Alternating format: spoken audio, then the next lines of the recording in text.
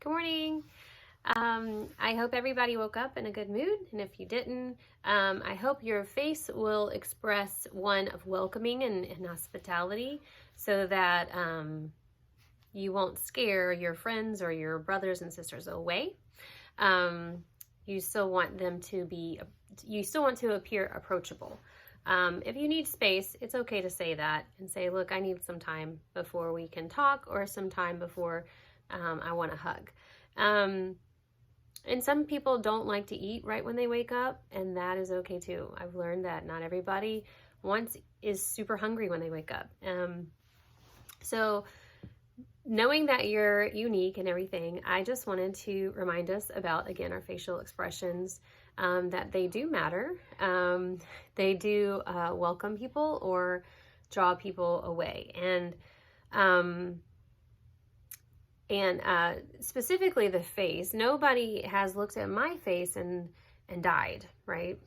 I mean, I hope not. Looks could kill. But honestly, Moses wasn't allowed to see God's face, and he was like the closest to God. Maybe Enoch or Adam had a maybe closer relationship, but he was considered friends with God.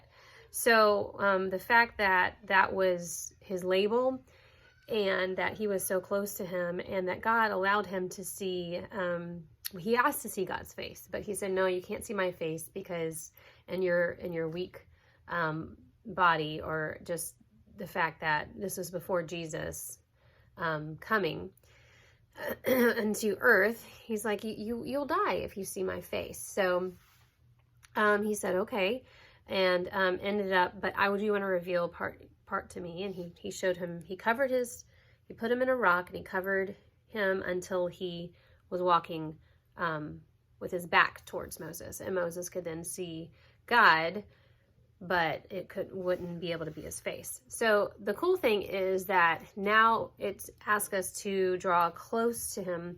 Let us draw near to God with a sincere heart, Hebrews 10:22, and to not be fearful. And it, and even when people sing the song, let us see your face, let us see your glory, etc. It's like back then in the Old Testament, they wouldn't have been asking to see God's face. They didn't want to see, it was terrifying to them.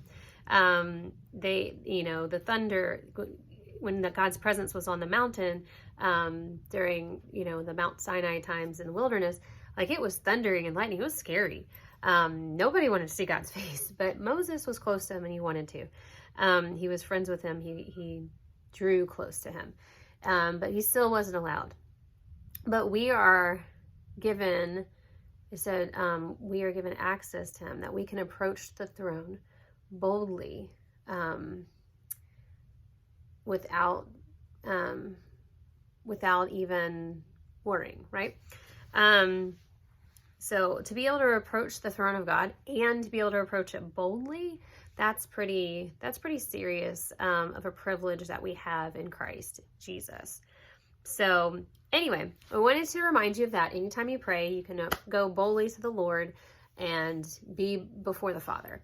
And that's an awesome thing. And Jesus is there as our high priest, praying on our behalf constantly. And so as we're talking about faces this morning, just make sure, no matter what mood you're in per se, just try to be as gentle with your face and as kind with your face. Let your face, just practice with your face, so that you will, maybe in the mirror say, what kind of face am I showing people? What kind of face are people seeing when I'm really, really angry?